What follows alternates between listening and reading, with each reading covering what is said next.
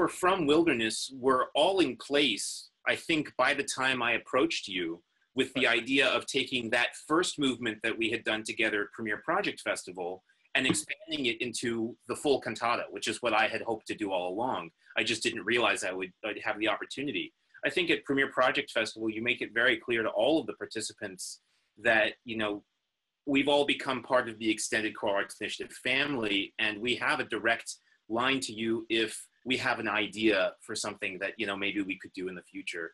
And when I proposed this, I was very gratified because you were sort of right away saying that it fit in with some of the themes of the season. And maybe you could talk about what you were thinking about for the season as a whole and how you see, you know, the themes of What Colors the Dawn meshing with the other music you were planning to do.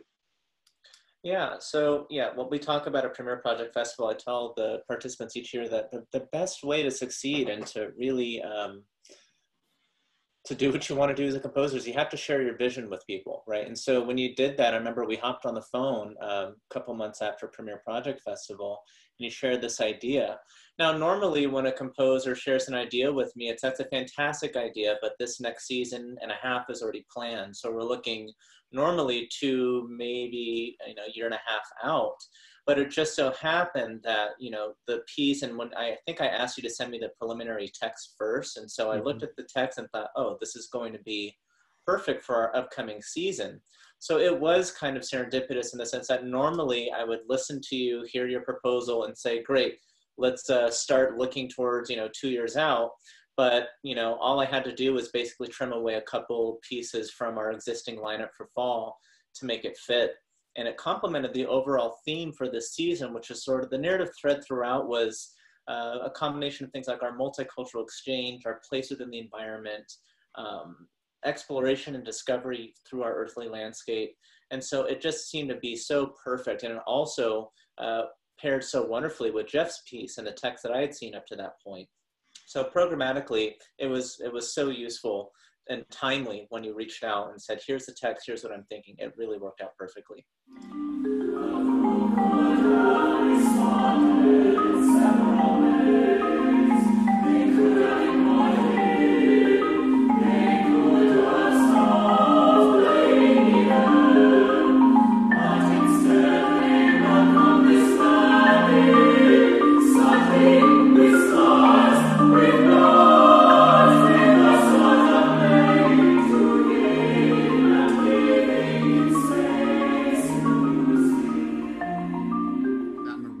Is so exciting in all the different expressions and colors it presents. Can you tell me a little bit about how that part was either written or came to fruition? Did you write the choral parts first? Did you write the maroon part first? Was it in tandem? Because it's also it's a heavy player in this work, and so just give me a little thoughts about that. Yeah. I mean, it was very much in tandem. There are portions where just setting the text came first. But there were also portions where I wanted to set the mood and then have the text kind of float over that. So for some of those sections, I think I wrote the marimba part first as a sort of underscore almost for what the text could do on top.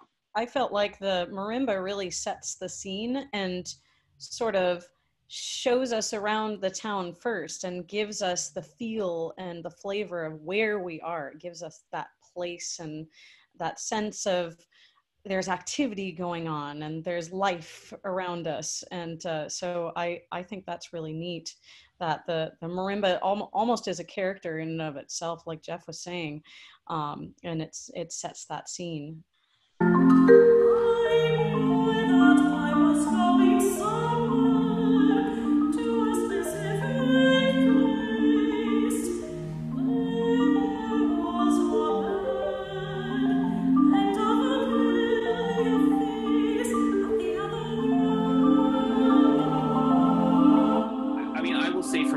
I was a little bit, at least aware of the fact that I'm writing about a friend of mine who's a Polish American traveling through Africa and having this sort of wild cultural experience, and using a marimba or percussion. If I was too specific, with references to, say, African music or things like that in the texture of the piece, that might, you know, be sort of not authentic.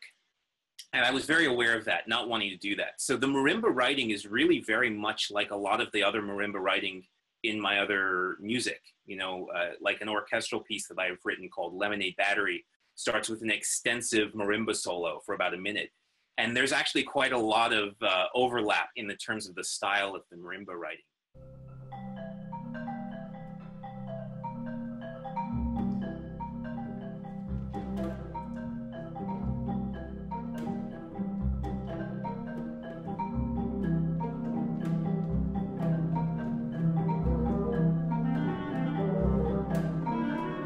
So I didn't want to have it feel like I was just creating exotic textures through the marimba, but I am glad that it feels almost as if it's like a tour guide through this world, right? And the fact that it's a little bit unfamiliar, it's not super unfamiliar, but it's just unfamiliar enough that we feel like we're not in a safe space of like, it's not that it's dangerous physically, but it's not safe because it's challenging our cultural preconceptions, you know. And that's actually, I think, a really positive development, because if it had been for orchestra, you know, the orchestra is essentially a European invention. It's very much part of my culture, and it would have felt like a safer choice in some ways. And by taking the marimba, which just pulls us out of that safe sound world, I think that it changes the feel of the piece in a good way, I hope. I wanted to talk about the similarity between the first movement and the last movement, and how it almost seems as if the last movement was sort of inspired maybe by the first movement, and it just served as a really good bookend. And I just want to talk about the compositional process. Did you do that?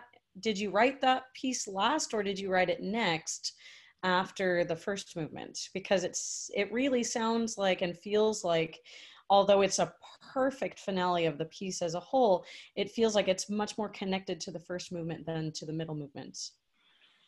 You got me smiling there, because it's like you know me too well. The very next thing I wrote for this piece, after writing the first movement and knowing I would do the whole piece, was the opening of the fourth movement. And I don't know why that was. I think part of it was that I was nervous. I wasn't sure how to set the music of that third movement. You know, it's so much about narrative, and it builds up to that emotional climax. The text of the fourth movement is really, it's meditative. And I think for me, it's what connects it so much to the text of Jeffrey's piece from Wilderness, because it is about sitting in the environment and appreciating just the beauty of nature, and having that meditative state kind of change you and give you an appreciation for what you are and what the people you know are and the world that we live in.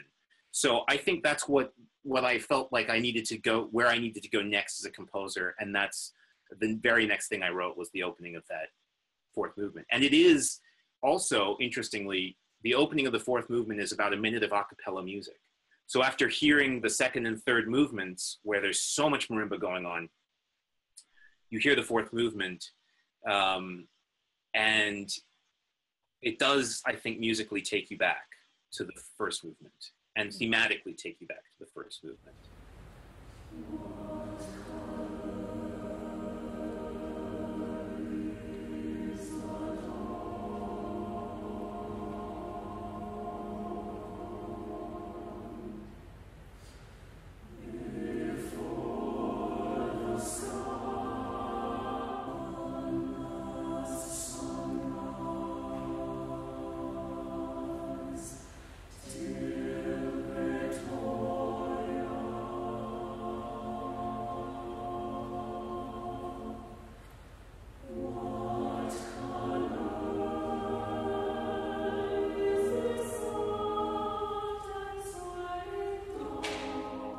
We also, in this movement, we have the last of your big solos, Lorraine. And it's this last chance where I feel like we get the sense of Clara's own personal meditation, where she's thinking about her personal experiences before sort of opening it up to a wider meditation about our place in the world. Mm-hmm. So there is very much a thematic connection between the first and last movements, absolutely. Well, and it's also a perfect way to end, because whereas the second and third movements are almost frenetic and just there's so much going on and there's so much activity, the last movement just slows it down in a really nice way and just wraps things up. And it's also in that movement where we hear and in essence see the sunrise, which I just, that moment you know, when the choir sings about the rising sun is my favorite moment in the piece.